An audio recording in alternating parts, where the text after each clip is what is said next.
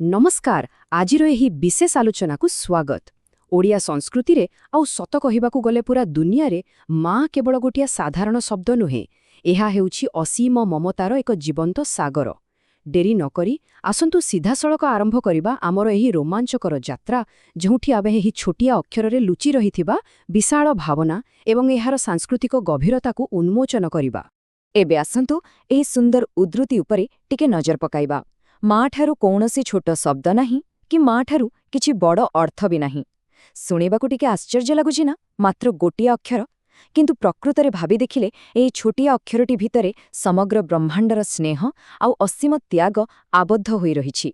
साधारणतः माँ कहिले आमे केवल एक पारिवारिक संपर्क को बुझू, किंतु प्रकृतरे तांको भूमिका याठारू बहुत ऊर्ध्वरे।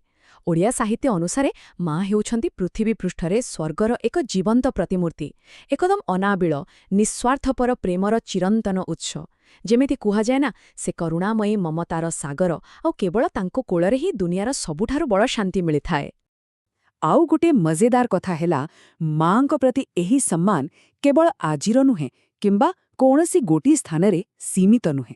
टिके इतिहास को देखिले जानिपारिबा जे प्राचीन ग्रीस रे देवतामानंक माता रियांक पूजा करा जाउथिला।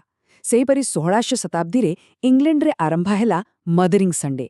आउ आमर सनातन वैदिक परंपरा रे तो आग्रु रहिछि मातृदेवो भव, माने माँ ही साक्षात भगवान। यह स्पष्ट दर्शाए जे मार महानता सबु जुगरे सर्वमान्य।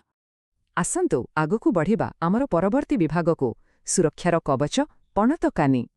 ओडिया संस्कृति रे एक बहुत सुंदर चित्रकल्प रहिछि। सुरक्षा भली एक विशाल दार्शनिक चिंताधारा को आमे माँक शाढ़ीर पणतकानी सह जोड़ीछे।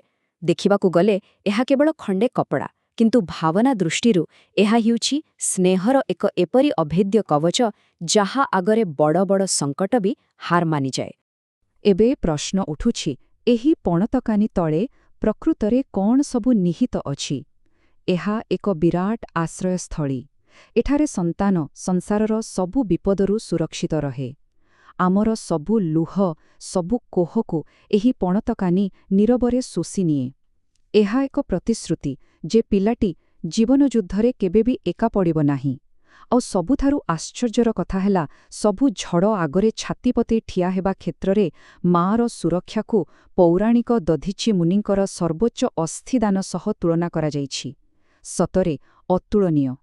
वर्तमान देखिबा आउ एक दिग, निरपेक्ष मार्गदर्शक भावरे माँ। माँ कहिले केवल अंध स्नेह नुहे, बरं से जणे निरपेक्ष विचारपति मध्य।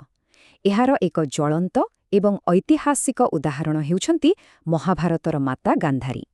भाबंतु टिके, निजर अहंकारी पुत्रमानंकर भूलकू से केबे भी समर्थन करि नथिले। शत्रुभावापन्न कौरव ओ पांडव उभयंकु से समान निरपेक्ष दृष्टिरे देखिपारिथिले। एथुरु ही जणापड़े मातृहृदयर विशालता। आउ एही विशालताकू प्रमाण करे तांकर एक प्रसिद्ध आशीर्वाद। जेतेबेले युद्ध पूर्वरु तांक पाखरु आशीर्वाद मगागला, से निज पिलामानंकर अन्याय विजय कामना न करी निर्यातित पांडवमानंकर सपक्षरे कहिथिले, अक्षय हेउ पुण्य जगते धर्मर हेउ जय, माने जेउठी धर्म सेठी जय हेब निश्चित। एहा दर्शाए जे मार नैतिक शक्ति आगरे सबु संकीर्णता हार माने। आगकू बढ़िबा परवर्ती विभागकू, मार चरम निस्वार्थपर त्याग। एबे आमे एक हृदयस्पर्शी कहानी उपरे आलोचना करिबा। गोटे पिला निज मार गोटे आखि नथिबारु सांगमानंक आगरे खूब लज्जित होउथिला। तापरे से जेतेबेले बड़ हेला, मांकू संपूर्ण एकाकी छाड़ी सहरकू चलीगला। किंतु दिने जेतेबेले मांकर देहांत हेला आउ तांकर गोटे चिठी मिलिला, सेथिरु एक हृदय विदारक सत्य सामनाकू आसिला। पिलादिने एक दुर्घटनारे सेही पिलाटीर आखि नष्ट होई जाइथिला आउ मां निजे निजर गोटे आखि ताकू दान करिथिले। एई कहानीरू गोटिए बहुत गभीर कथा शिखिबाकू मिलुछि। सेही माँ जनक निज संतानर भविष्यत आउ आलोक पाई निजर आत्मसम्मानकू खुशीरे बलिदान देइदेले। समाजर उपहास, पिलार घृणा सबुकिछि नीरबरे सहीगले, केवल सेथिपाई जे तांक पिलाटी एही सुंदर दुनियाकू देखिपारिब। एहाकू ही कुहाजाए संपूर्ण स्वार्थहीन प्रेम। मार ही महान त्याग कथा भाबिले सेही प्रसिद्ध संस्कृत श्लोकटी आपे आपे मनकू आसी जाए, जननी जन्मभूमिश्च स्वर्गादपि गरीयसी। ଅର୍ଥାତ୍ ମା ଏବଂ ମାତୃଭୂମିର ସ୍ଥାନ ସ୍ୱର୍ଗଠାରୁ ବି ବହୁତ ଉଚ୍ଚରେ। ସତ କହିବାକୁ ଗଲେ ମାର ସ୍ନେହ ଆଗରେ ବୈକୁଣ୍ଠର ଅମୃତ ବି ଫିକା ଲାଗେ। ତେବେ ଏଠାରେ ଗୋଟିଏ ବହୁତ ବଡ଼ା ପ୍ରଶ୍ନ ଉଠୁଛି। ମାର ଏହି ଯେଉଁ ଘରୋଇ ସ୍ନେହ, ପାରିବାରିକ ମମତା ରହିଛି, ତାହା କିପରି ଏକ ବୃହତ୍ତର ସାମାଜିକ ବା ରାଜନୈତିକ ଶକ୍ତିରେ ପରିଣତ ହୋଇପାରିବ? ମାତୃତ୍ୱର ଏହି ଶକ୍ତି କେତେ ଦୂର ଯାଇପାରେ? ଆସନ୍ତୁ ଦେଖିବା। ବର୍ତ୍ତମାନ ଆଲୋଚନା କରିବା ପରବର୍ତ୍ତୀ ବିଭାଗ, ସାହିତ୍ୟରେ ମା। ଏଠାରେ ଥିବା ତୁଳନାଟି ବେଶ୍ ଚିତ୍ତାକର୍ଷକ। ଗୋଟିଏ ପଟେ ଅଛି ମ୍ୟାକ୍ସିମ୍ ଗୋର୍କିଙ୍କର ବିଶ୍ୱପ୍ରସିଦ୍ଧ ରୁଷୀୟ ଉପନ୍ୟାସ ଦ ମଦର, ଯାହା 1906ରେ ପ୍ରକାଶିତ ହୋଇଥିଲା। ଏଥିରେ ଏକ ମାତୃଚରିତ୍ର ମାଧ୍ୟମରେ ରୁଷୀୟ ଶ୍ରମିକ ଶ୍ରେଣୀର ସଂଘର୍ଷକୁ ଦର୍ଶାଯାଇଥିଲା। ଅନ୍ୟପଟେ 1970 ଦଶକରେ ପ୍ରଗତିଶୀଳ ଲେଖକ ଅନନ୍ତ ପଟ୍ଟନାୟକ ଯେତେବେଳେ ଏହାକୁ ଓଡ଼ିଆରେ ମା ନାମରେ ଅନୁବାଦ କଲେ, ସେ ଖାଣ୍ଟି ଓଡ଼ିଆ ଲୋକଭାଷାର ବ୍ୟବହାର କଲେ। ଏହି ବିଦେଶୀ ମାତୃଶକ୍ତିକୁ ଆମ ସମାଜର ନିର୍ଯାତିତ ଲୋକଙ୍କର ଏକ ସାର୍ବଜନୀନ ସ୍ୱରରେ ସେ ଚମତ୍କାର ଭାବେ ବଦଳାଇ ଦେଇଥିଲେ। କିନ୍ତୁ ଏହା କିପରି ସମ୍ଭବ ହେଲା?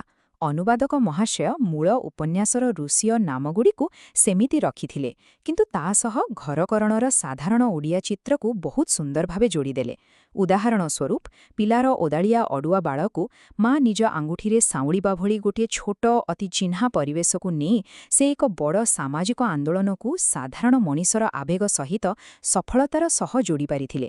ଏହା ସତରେ ଏକ ଅଭିନବ ପ୍ରୟାସ ଥିଲା। ଏହି ପୁସ୍ତକର ପ୍ରଭାବ କିଛି ଛୋଟ ନଥିଲା। ଏହା ଓଡ଼ିଆ ସାହିତ୍ୟରେ ଏକ ନୂଆ ପ୍ରଗତିଶୀଳ ଧାରା ସୃଷ୍ଟି କଲା। ଶ୍ରମିକ ଓ ଅବହେଳିତ ଶ୍ରେଣୀଙ୍କୁ ନିଜର ହକ୍ ପାଇଁ ଶୋଷଣ ବିରୋଧରେ ଲଢ଼ିବାକୁ ପ୍ରେରଣା ଦେଲା।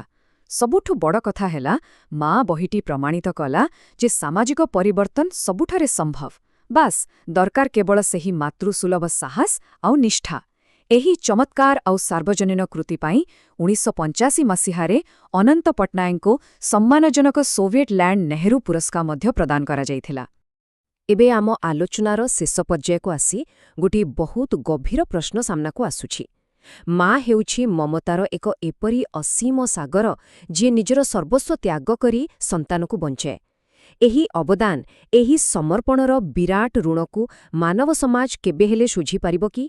ଏହି ପ୍ରଶ୍ନଟି ଉପରେ ଗଭୀର ଭାବରେ ଚିନ୍ତା କରିବାର ଆବଶ୍ୟକତା ରହିଛି। ଆଜିର ଏହି ବିଶେଷ ଆଲୋଚନାରେ ସାମିଲ ହୋଇଥିବାରୁ ଏବଂ ନୂଆ କିଛି ଶିଖିଥିବାରୁ ଅନେକ ଅନେକ ଧନ୍ୟବାଦ।